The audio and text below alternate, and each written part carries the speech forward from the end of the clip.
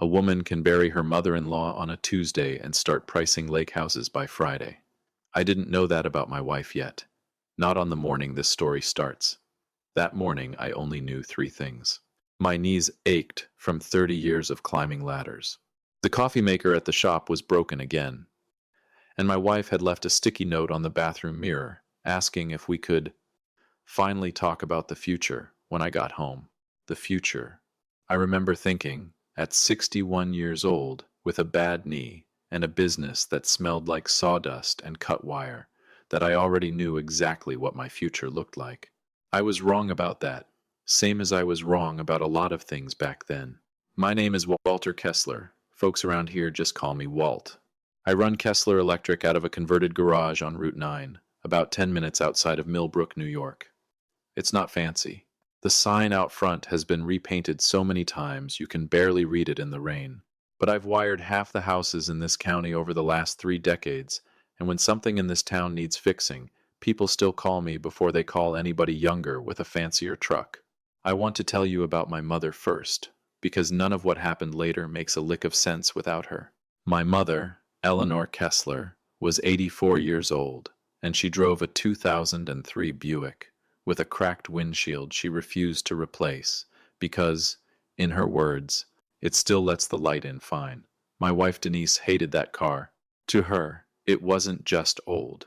It was an announcement to the whole neighborhood that something was wrong with our family. Walter, your mother called again. Denise said this, the way other people announce bad weather. She wants you to come look at her porch light. I told her you're busy. I called my mother back that same night, same as I always did. Wally, she said, and her voice still had that warmth in it, even at 84, even with her hip acting up. You eaten? I got a chicken in the oven. Come by tomorrow if you can. Bring Denise if she's willing. Denise was in the next room. I didn't even have to ask.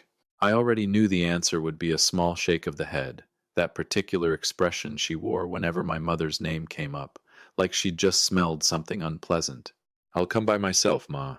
Suit yourself, baby. She never sounded hurt. That was the thing about my mother. She absorbed disappointment the way that old porch of hers absorbed rain, quietly, without complaint, and you never really knew how much had soaked in underneath until years later. Now, before I go any further, I want you to understand something about my marriage, because I suspect a few of you are going to recognize it. It might sting a little. It stung for me too, eventually. It just took me almost 31 years to feel it. Denise never raised her voice. She never threw anything, never slammed a door in her life. If you met us at church on a Sunday, you'd have thought we had the easiest marriage in Dutchess County. What she did instead was quieter than that. A comment here, a long sigh there, a particular way of looking at my mother's old handbag that said more than words ever could. You don't think it's strange? She said to me one night in bed, completely out of nowhere, that your mother still clips coupons, at her age, with whatever she's got sitting in that house? She likes saving money, Denise. Always has. There's frugal, Walter, and then there's something else. I stared up at the ceiling that night and told myself, Denise just worried about our security. That's all it was. A woman who'd grown up without much, who didn't want to end up like her own mother, scraping by on a fixed income with nothing set aside. I believed that so completely, I built 3 decades of marriage on top of it. Here's the thing you need to know, though, and it matters later, so pay attention. My mother wasn't poor, not even close. She just never believed in showing it. She owned our childhood house on Larch Street outright. No mortgage, hadn't had one in 20 years. And there was a piece of land out past the reservoir, 11 acres of it, that my father had bought back in the 60s for almost nothing, back when nobody wanted property that flooded every spring. She never talked about it. Never once brought it up at Thanksgiving. I only knew about it because I used to go squirrel hunting out there with my father as a boy, before he passed. Denise didn't know that land existed. Not yet. Winter turned into a long gray spring that year, the kind upstate New York does so well. Weeks of slush and bare trees, and a sky the color of an old dish rag. I was putting in 60-hour weeks at the shop.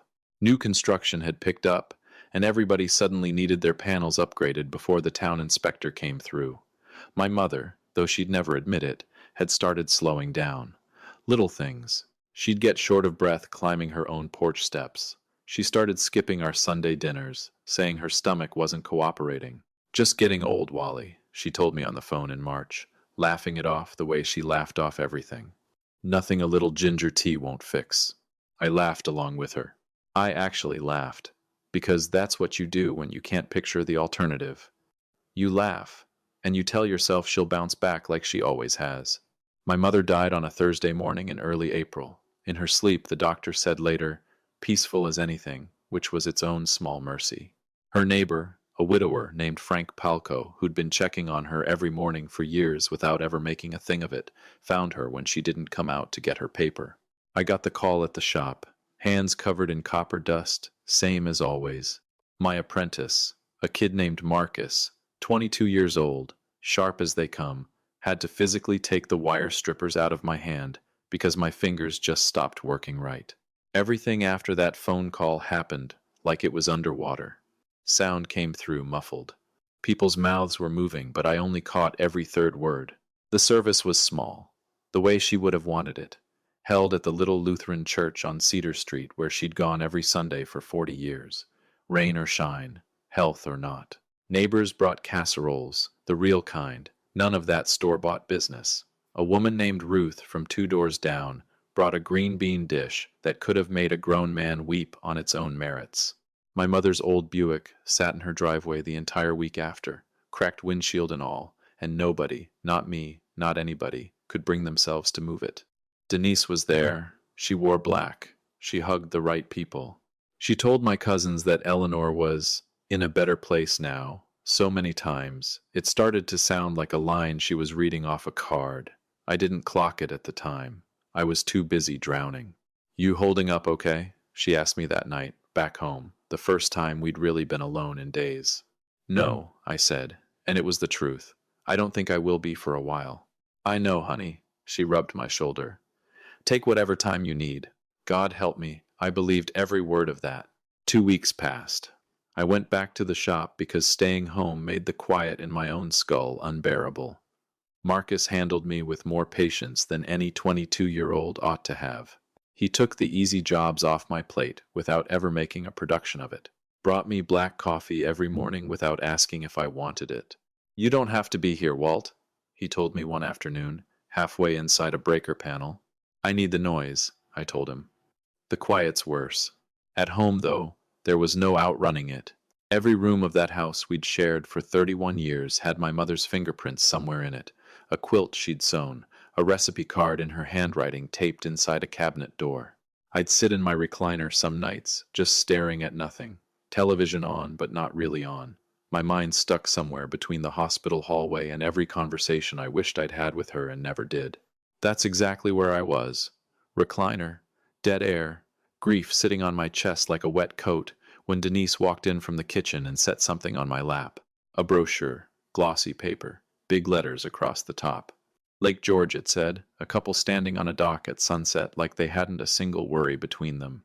I stared at it for a second before it registered. What's this? I was thinking we finally get that place on the lake, she said, perching on the arm of my recliner, like she was announcing what was for dinner. We've talked about it for years, Walter. We deserve something to look forward to. I genuinely thought I'd misheard her. I remember replaying the sentence in my head, waiting for it to rearrange itself into something that made sense. Denise. My voice came out flatter than I meant it. My mother's been gone 2 weeks. I know that. She said it like I was the one being difficult. I'm not saying tomorrow. I'm saying it's good to have something to plan, something to look forward to. I can't think about a lake house right now. She went quiet for a second. Just a second. And in that silence, something moved across her face. I had never once seen in 31 years of marriage. Not sadness, not patience, something colder. Grief doesn't pay a mortgage, Walter, she said. I didn't understand that sentence yet. Wouldn't fully understand it for another month or so. But it landed somewhere behind my ribs like a stone dropped into still water. And numb as I was, grieving as I was, some small, quiet corner of me knew that sentence didn't belong to a woman who loved me for who I was. She stood, smoothed her sweater, and walked back into the kitchen like she hadn't said a word. I sat there holding a brochure for a lake I'd never even mentioned, wanting a house on.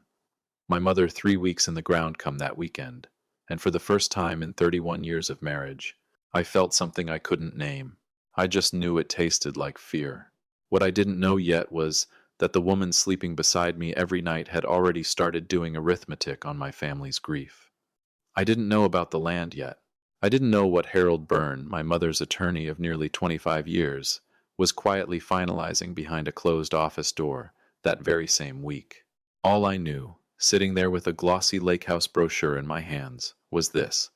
The woman I'd married was not entirely who I believed she was, and she had absolutely no idea what my mother had already done to protect me from her. She started spending my inheritance 3 weeks before she even knew what it was. That's the part that still gets under my skin, looking back on it now. Denise didn't wait for a number, didn't wait for a lawyer, a ledger, a single confirmed fact. She simply decided there was a fortune sitting somewhere with my name attached to it, and she began building a new life on credit before anybody told her the terms. I didn't know any of that particular week. That week I was still trying to remember how to breathe properly. April in Millbrook does something strange to a house. The furnace kicks on and off at odd hours, ticking in the walls like a second heartbeat. I noticed things like that now, small sounds, small silences, because my mind had nowhere useful left to go. Grief does that to a man, turns him into somebody who notices everything and processes almost nothing.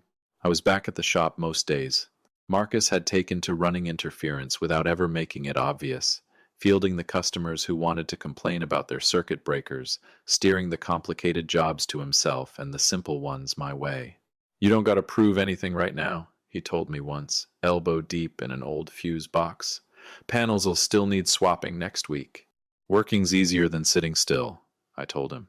Truer than I even meant it, because at home, my head had started drifting somewhere I really didn't want it to go. Straight toward my wife, and a math problem she seemed to be solving without me.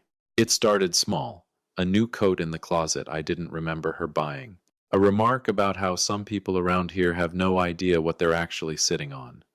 Then, about 10 days after the brochure, it stopped being small. I came home from the shop, sawdust on my boots, same as always, and found her at the kitchen table with her laptop open, a yellow legal pad beside it covered edge to edge in her handwriting. Numbers. Circled numbers. "What's all this?" I asked, setting my keys on the counter. "I've been doing some digging." She didn't even look up right away. "Did you know the county's reassessing land values out past the reservoir this year? That whole area is about to be worth triple what it was." My stomach dropped straight through the floor. "How do you know about the land?" Now she looked up, and there was something in her expression, not embarrassment, not guilt, satisfaction. The look of somebody who'd finally reeled in a fish she'd been patiently baiting for weeks. "Frank Palco mentioned it at the funeral," she said. "Said your father always talked about that acreage like it was some kind of secret. I did a little research after I found a letter from a land developer in your mother's mailbox last week." She tapped the legal pad. "Walter, a solar energy company, is looking to buy up parcels out that way for a new array.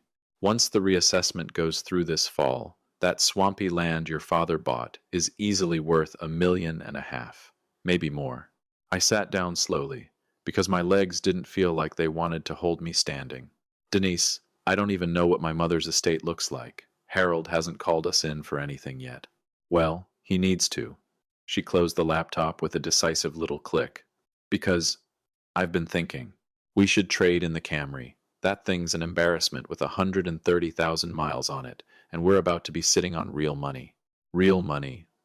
Like my mother was a scratch ticket she'd been holding on to, waiting to cash. "She's been gone 3 weeks, I said quietly. "I'm aware how long she's been gone, Walter."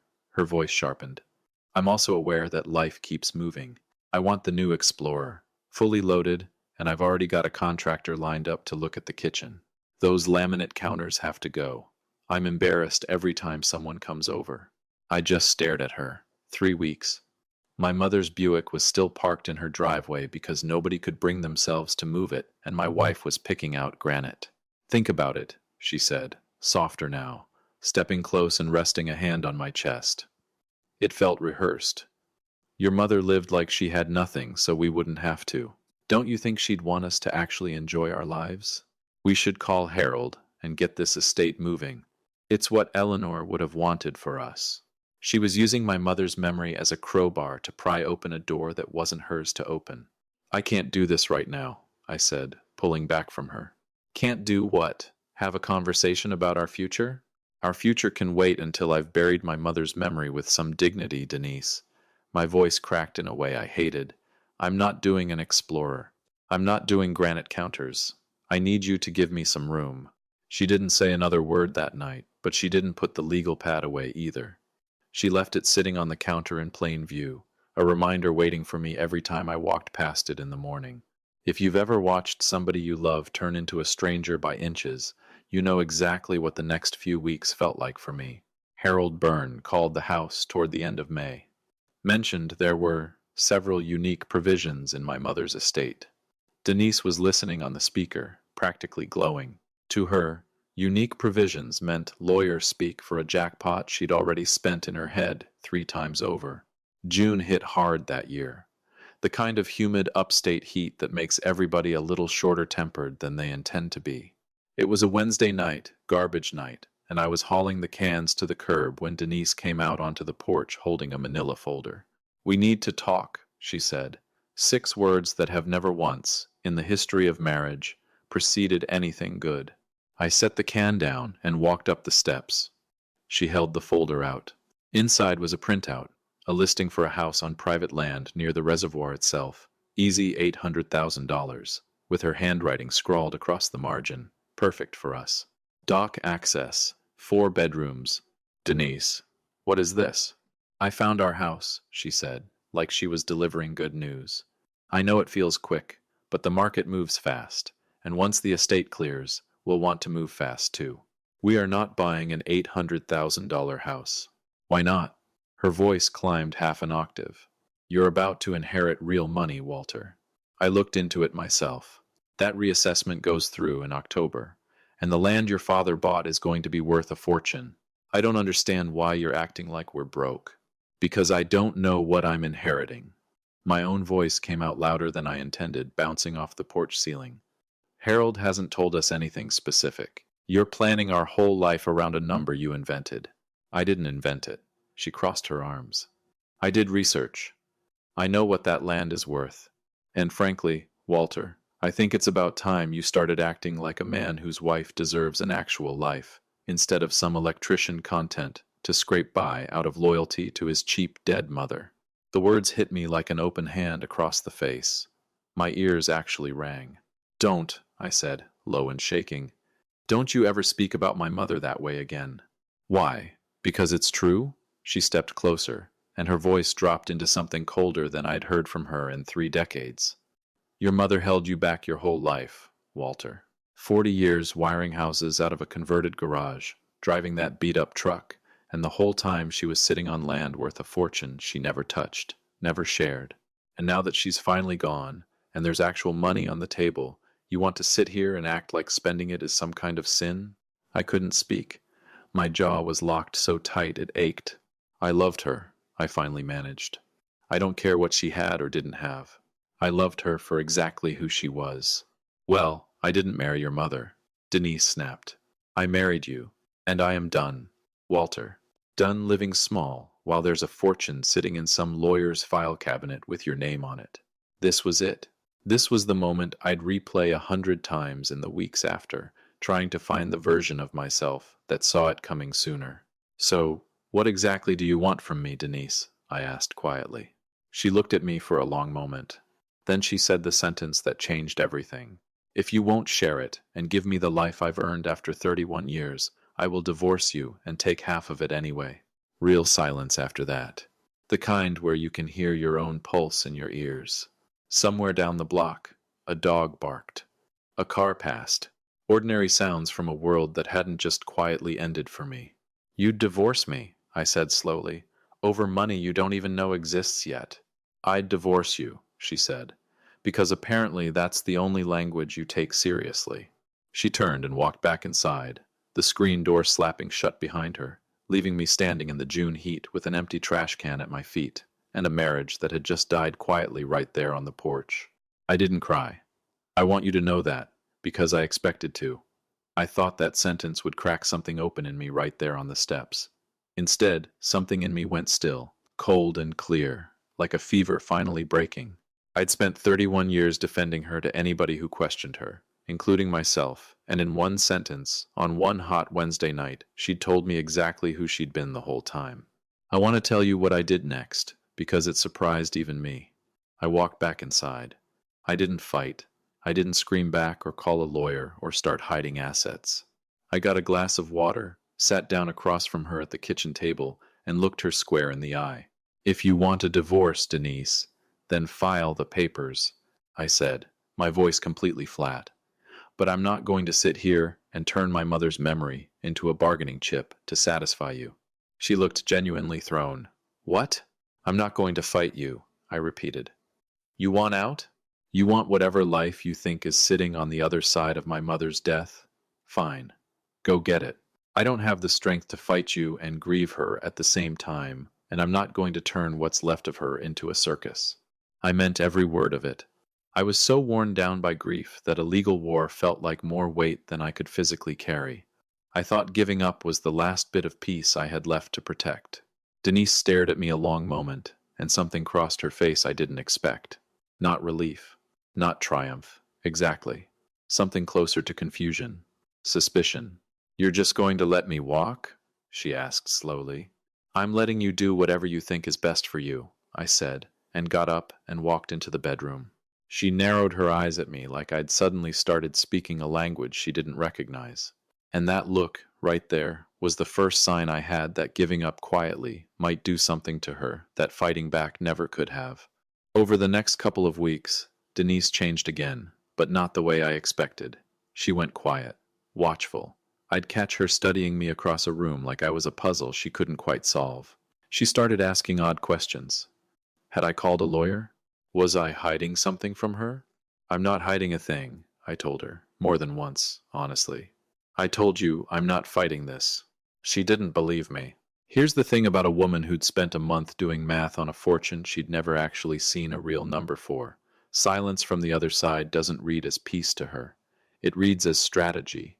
She couldn't picture a version of me that simply didn't want to fight, so in her mind, my calm had to be a trap.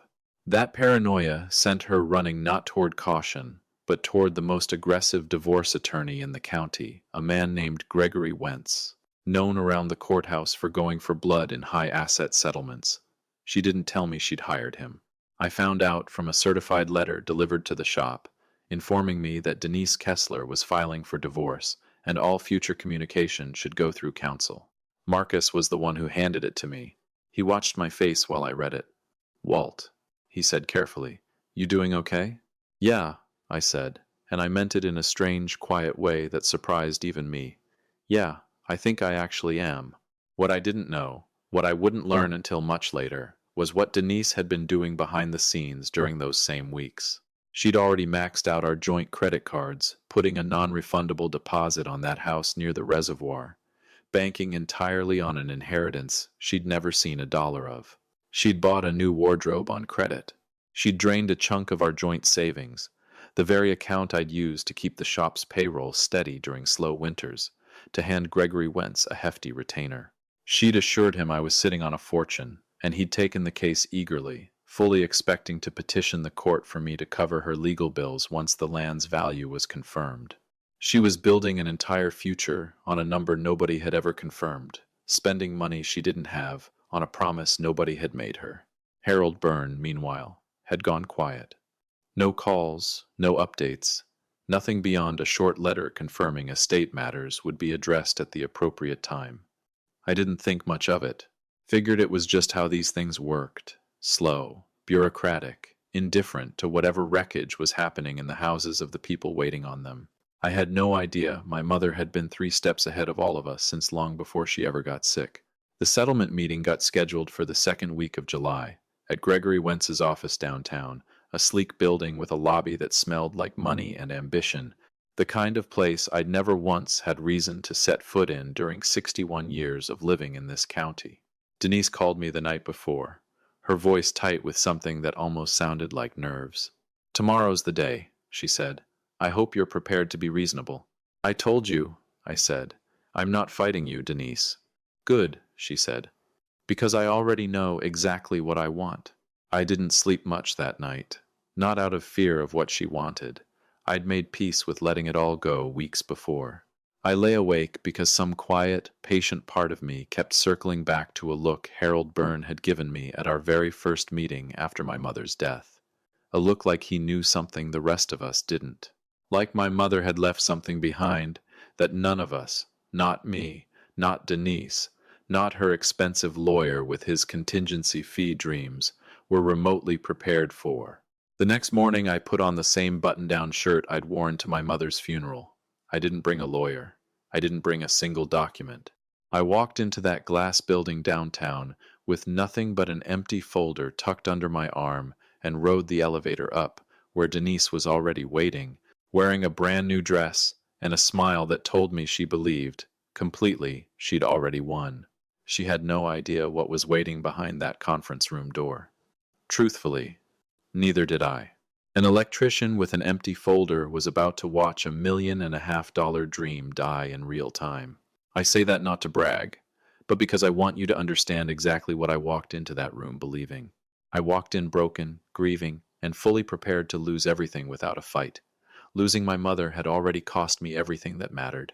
The conference room had a long window looking out over the river downtown, the kind of view that costs extra just to sit near. Denise was already seated, flanked by Gregory Wentz, a tall man in an expensive suit with the kind of tan that comes from a country club membership, not honest work. Walter. Gregory stood and offered a hand like we were old friends, closing a business deal. Glad we could finally sit down and get this resolved. I shook it once, briefly, and sat down across from them, empty folder in front of me, nothing inside but a blank legal pad. "Where's your attorney?" Denise asked, glancing at the door like she expected somebody to walk in behind me. "Didn't bring one," I said. She and Gregory traded a look, one I recognized instantly, even numb as I still was. The look of two people who believed they'd already won something before the game had even started. "All right then," Gregory said, settling back into his chair, a folder thick with papers open in front of him. "Let's not waste anybody's time. My client is prepared to discuss an equitable division of marital assets, which, given the size of the estate in question, we anticipate—" "I'm not fighting it," I said quietly. He paused. "I'm sorry? Whatever she wants. The land, the house, whatever's sitting in that estate. I'm not going to fight her for it." My voice came out flat and tired, exactly the way I felt. "I just want this over with." Denise's face lit up like a lottery announcement. She reached over and squeezed Gregory's forearm, an actual physical gesture of triumph she couldn't quite hold back. Gregory allowed himself a small, satisfied smile, the kind a man wears when he can already see his percentage clearing his bank account. "Well," Gregory said, straightening his tie, "that certainly simplifies things. If we could get a formal accounting of estate assets from the executor, we can move to finalize." That's when the side door opened. Harold Byrne walked in wearing the same charcoal suit he'd worn to every meeting I'd ever had with him, a slim leather folder under one arm. He nodded politely to the room, took the seat at the head of the table, and set his glasses on the bridge of his nose with the unhurried calm of a man who'd done this exact thing 1,000 times before and knew precisely how it was going to unfold. "Thank you for joining us," Gregory said, sitting up straighter. "We'll need a full accounting of the estate assets, specifically the reservoir property and any liquid holdings." "Of course," Harold said. He opened the folder, glanced at a single page, and looked back up over the top of his glasses. "Though I should clarify something first, for accuracy's sake." Something in his voice made the hair stand up on the back of my neck. I didn't know what was coming, but the way you know a storm's close before you ever see the clouds, I knew something was about to change in that room. "There is nothing to divide," Harold said. Silence. Denise blinked. "I'm sorry. What?" "There is nothing to divide," he repeated, calm as still water. "Eleanor Kessler did not leave any property or funds directly to her son Walter. Nearly 7 years ago, your mother placed all of her assets, the reservoir land included, into an independent testamentary trust, managed entirely by our firm, Benefiting a Structure That Does Not Include Direct Ownership by Walter Kessler. He looked at Denise, not unkindly, but without a trace of apology either. Legally speaking, Mr. Kessler owns 0% of these assets. They're held in trust, entirely shielded from claims against his personal estate, including, I'm afraid, marital dissolution proceedings. I want you to sit with that sentence a second, the way I had to sit with it in real time. 0%. My mother, who clipped coupons at 84 and drove a car with a cracked windshield because it still let the light in fine, had legally arranged it so that nothing she owned could ever be touched by anybody who came at me, sideways. Not even me, technically. Especially not anybody chasing it through a courtroom. Gregory Wentz's face ran through about 4 expressions in the span of 2 seconds. Confusion, disbelief, quick mental arithmetic, and finally something that looked a lot like panic. He cleared his throat. That's not possible. My client did extensive research on the reassessment value of that property. We structured an entire... I understand the property has significant projected value, Harold said evenly. That value, however, belongs to the trust, not to Mr. Kessler, and not to his marital estate. The trust has its own designated administrator and its own named beneficiaries, none of which include claims arising from a divorce. Who are the beneficiaries? Denise's voice had gone thin, brittle, like ice about to crack. Harold looked at her for a long moment. That's not something I'm at liberty to disclose in this setting, Mrs. Kessler. But I can tell you, it is not you. I watched my wife's face come apart in slow motion. Every carefully applied bit of confidence she'd walked in wearing like a suit of armor started sliding off her all at once. She turned to Gregory. Fix this. Do something. Mrs. Kessler, Gregory said carefully, and I could already hear the shift in his voice, the sound of a man doing math on his own losses. If the assets are held in an irrevocable trust structured prior to the marriage, this changes the entire... He stopped. Started again. I'll need to review the trust documents personally, but if what Mr. Byrne is describing holds up, there may not be significant marital assets to pursue here at all. There has to be something, Denise said, her voice cracking down the middle. The house on Larch Street, the car, something. The Larch Street house and the vehicle are both part of the same trust structure, Harold said. As is nearly everything else your mother-in-law owned at the time of her passing. I sat quietly through all of it. And I'll be honest with you, I didn't feel triumphant. Not yet. I mostly just felt my mother's presence in that room, like she'd somehow reached through 7 years and 1 funeral to put a hand on my shoulder one more time. Gregory closed his folder slowly, the papers inside suddenly worth nothing at all. I watched him do the math in real time, the contingency fee he'd been counting on, the percentage of a fortune that had just evaporated into a legal structure his research never accounted for. Mrs. Kessler, he said quietly, I think we need to speak privately. No. Denise's voice climbed, sharp and desperate. No, there has to be a number. There has to be. Walter, tell them. Tell them about the land. Tell them what you told me. I never told you anything, Denise. My voice came out steady, steadier than I expected. You did the research yourself. You made the plans yourself.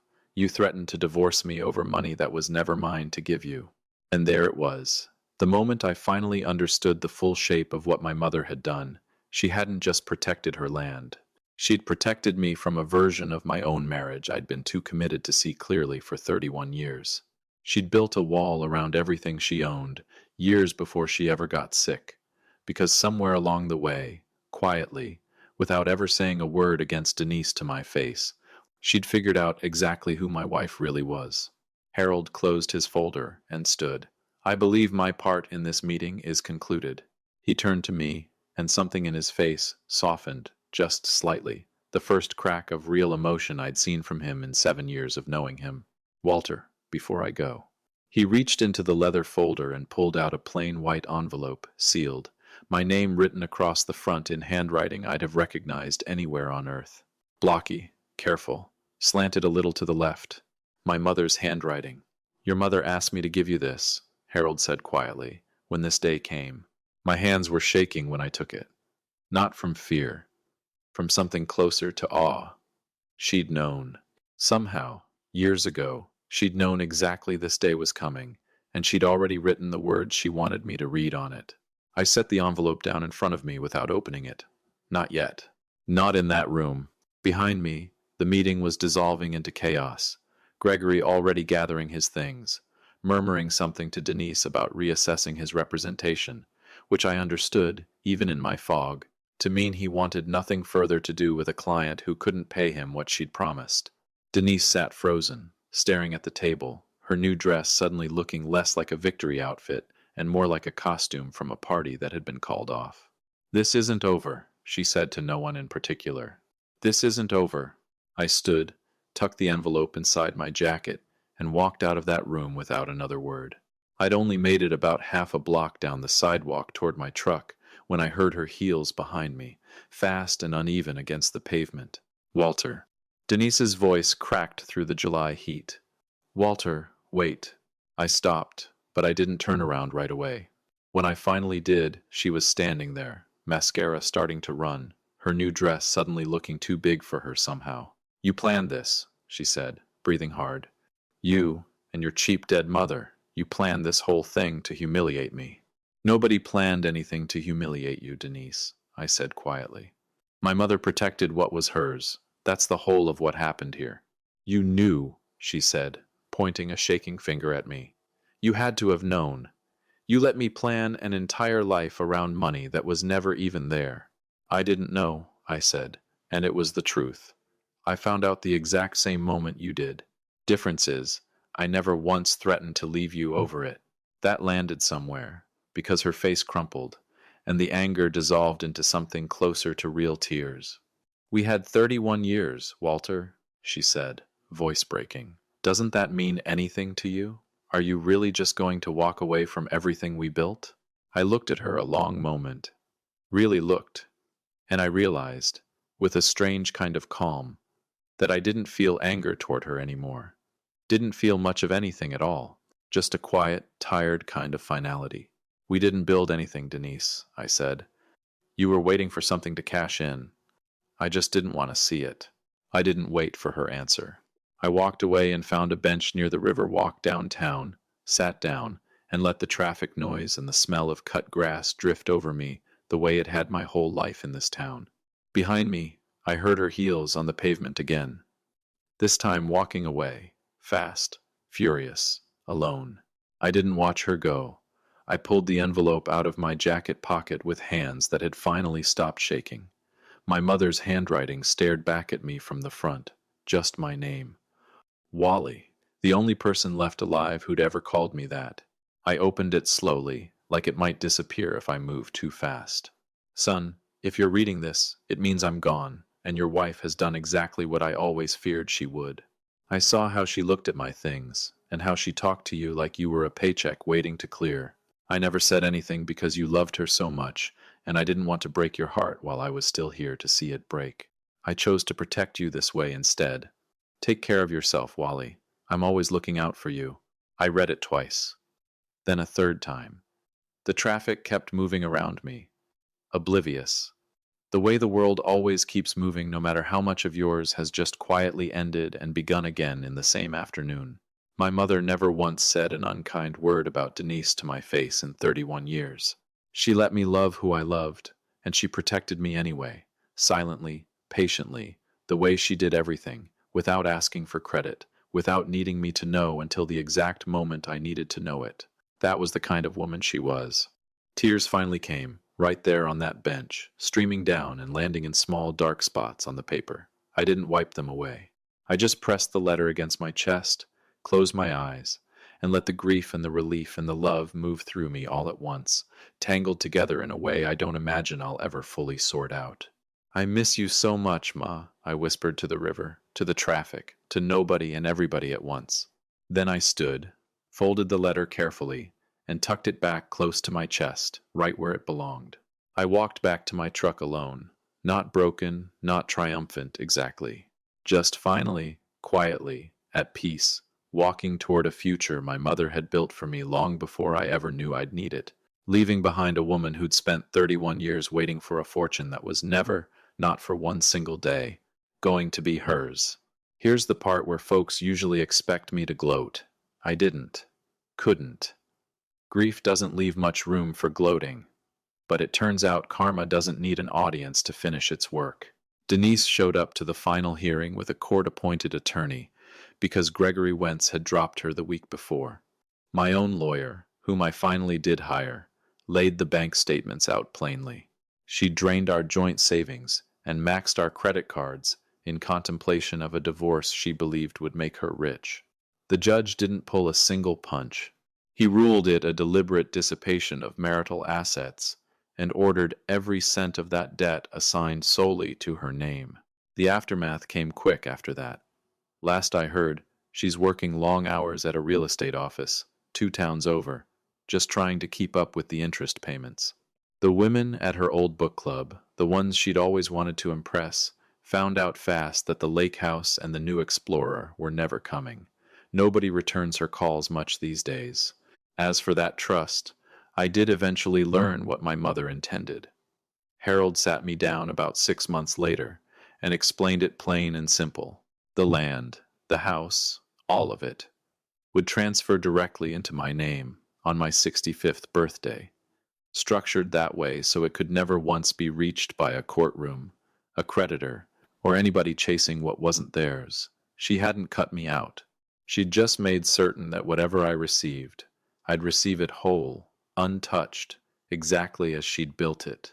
I drove back to the shop that afternoon with the windows down, the smell of cut grass and river water pouring in. I still run Kessler Electric. I still get copper dust under my nails most days. My mother didn't just leave me a piece of land. She left me free. And I've come to understand that's worth a whole lot more than any number ever could be. If this story meant something to you, I'd love to hear where you're listening from tonight.